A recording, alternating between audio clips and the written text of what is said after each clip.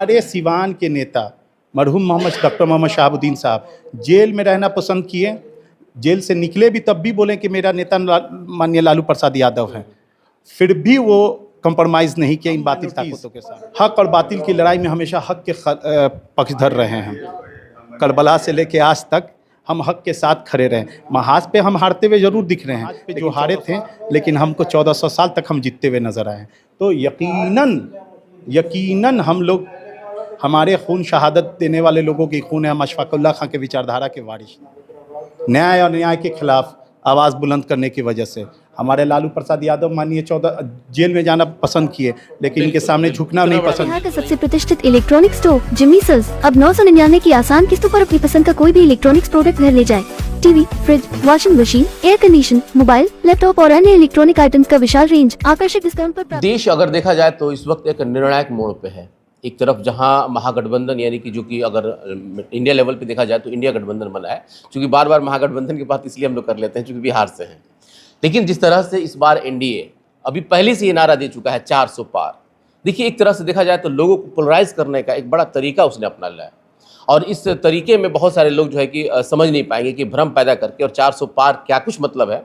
इन सारी चीज़ों को, और ख़ास करके बिहार में जो राजनीतिक समीकरण है, इसको समझने के लिए आज हम जिनके साथ हैं, हालांकि किसी परिचय के मोहताज नहीं है, काफ़ी बेबाकी से अपनी बात को भी रखते हैं, और देखा जाए तो तेजस्वी यादव जी के टीम में है, ये काफ़ी मजबूती से अपनी बात को और ख़ास करके पार्टी की बात को भी रखते हैं। बहुत स्वागत है सर आपका। बहुत बहुत शुक्रिया। अभी तो हम सीवान के समीकरण को पहले समझना चाहेंगे कि सीवान और ख़ास करके छपरा, गोपालगंज यानी कि सारण में महागठबंधन ने बहुत लेट से अपने प्रत्याशी को घोषित किया, इसके बारे में कुछ समझना चाहते हैं। चुनाव भी लेट से हो रही है यहाँ पे, चुनाव भी लेट से हो रही है, और संगठन की तैयारी बहुत पहले से है, और हमारे संगठन की भी तैयारी पहले से, और हमारे जो संगठन के द्वारा उम्मीदवार हैं जिनको नामित किया गया है उन लोग पहले से तैयार हैं, कमर कस चुके हैं, और इस चुनाव को जनता लड़ रही है हमारे नेता के आइडियाज़, विज़न के साथ। जनता इसलिए लड़ रही है क्योंकि उन्हें डेमोक्रेसी को बचाना है।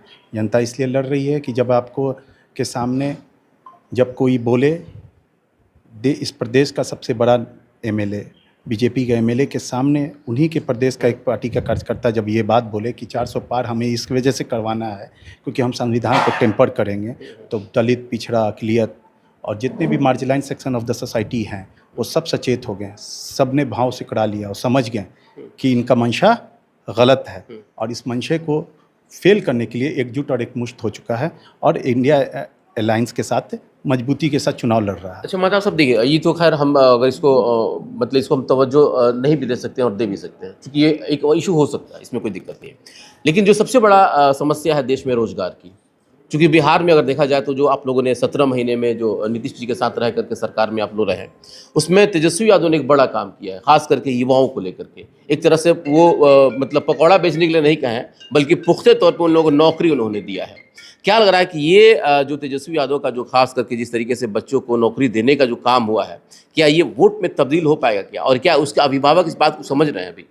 देखिए, जहाँ पे एक चपरासी की नौकरी भी नहीं मिल रही थी, अगर आप देश में एक भी ऐसा नेता को आप हमारे सामने ला के रख देंगे जो उसने बोला हो वो डिलीवर किया हो, और ला के रख देंगे जिसने बोला कि हम 10 लाख नौकरियाँ देंगे और 17 महीने के अंदर में 5 लाख नौकरियाँ दे दी हो, तो अगर आप एक भी ऐसा लीडर को आप मेरे सामने रख देंगे तो मैं राजनीति से संन्यास ले लूँगा।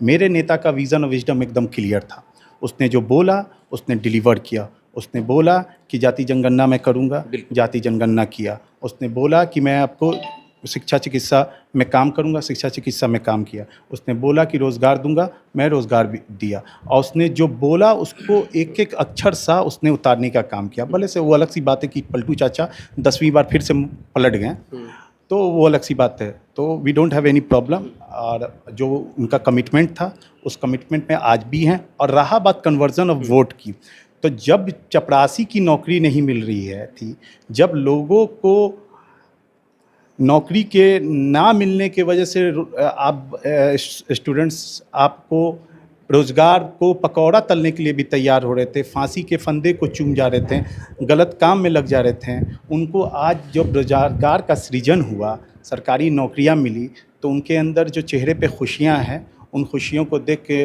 तमाम वर्ग के लोग बहुत आकर्षित हैं हमारे नेता के विजन और विजडम की तरफ। अभी आप जिनके साथ बैठे हुए हैं मतलब बिहार के एक बड़े शख्स हैं, अगर देखा जाए तो विधानसभा के अध्यक्ष रह चुके हैं, और आप चूँकि माइनॉरिटी समाज से आते हैं, बहुत सारे लोगों के अंदर एक भ्रम फैला दिया गया है कि माइनॉरिटी समाज जो है कि राजद से अलग हो रहा है, माइनॉरिटी समाज जो है कि राजद को वोट नहीं करेगा।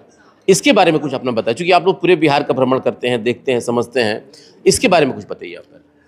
जब देश में एक हाहाकार का मौका चल रहा था, मंडल कमंडल की लड़ाई चल रही थी, जब एक शख्स आपको रथ लेके निकला था और उस रथ जहाँ जहाँ निकल रहा था वहाँ वहाँ देश में हाहाकार मचा रहा था, दंगे हो रहे थे, फसाद हो रहे थे, हम मुसलमानों को बहुत तकलीफ़ें हो रही थी और उनके इज़्ज़त को, मालो आबरू को छीना जा रहा था। तब एक शख्स खड़ा होता है, गांधी मैदान पे खड़ा होकर बोलता है कि अगर व्यक्ति रहेगा नहीं, बंदा रहेगा भी नहीं, तो मंदिर में घंटा बजाएगा कौन बजाएगा? उस व्यक्ति के उस कथन के बाद उसने उस लाल कृष्ण आडवाणी का रथ को रोका। उसके बाद पूरे देश के मुसलमानों ने, देश के अमन पसंद लोगों ने, देश के उन लोगों ने जिनको संविधान पे यकीन था, जिनको इंसानियत पे यकीन था, उस व्यक्ति पे ऐसा यकीन रखा, आज तक वो यकीन कायम और दायम है। रही बात मुसलमानों की, मुसलमानों ही की यकीन नहीं, हर वो व्यक्ति जिसको लगता है कि भारत का संविधान टेम्पर्ड ना हो, हमारी हक और हुकूक की लड़ाई इधर उधर ना हो, वो सारे लोग लालू यादव के आचार विचार व्यवहार के साथ हैं। अच्छा माता साहब, एक चीज़ हम इसमें सॉरी हम इंटरप्ट करेंगे कि आखिर मुसलमानों को और कितना मतलब एग्ज़ाम देना पड़ेगा। बहुत सारे हम लोगों ने देखा कि उत्तर प्रदेश में, उसके बाद महाराष्ट्र में, यहाँ तक कि हरियाणा में मॉब लिंचिंग भी किया गया, बहुत सारे तशद्दुद से सामना मतलब इन लोगों को करना पड़ा। तो ऐसे हालात में अगर ये आज सेकुलर पार्टियों को अगर नहीं जाएंगे तो क्या ये लोग भाजपा की तरफ जाएंगे? क्या ऐसा कुछ संभावना लगती है क्या? देखिए, हक और बातिल की लड़ाई हमेशा होती रहती है। जब हक, न्याय और न्याय के बीच की लड़ाई होती है तो अन्याय न्याय पे गालिब दिखता है, लेकिन जब न्याय ईमानदारी के साथ, इस्तकामत के साथ, ईमानदारी के साथ पुरजोर ताकत से जब लड़ता तो गर्दन मरोड़ के खड़ा हो जाता है। जब राम जी निकले अतताई ताकत को हराने के लिए रावण को, तो उनके साथ देने वाला केवट मल्लाह, बानर और तमाम तरह के कमज़ोर वर्ग के लोग साथ में खड़े हुए और उसको उखाड़ के फेंक देने का काम किया। ठीक वैसी ही अभी जो माहौल है, हम माइनॉरिटीज़ हक और बातिल की लड़ाई में हमेशा हक के पक्षधर रहे हैं।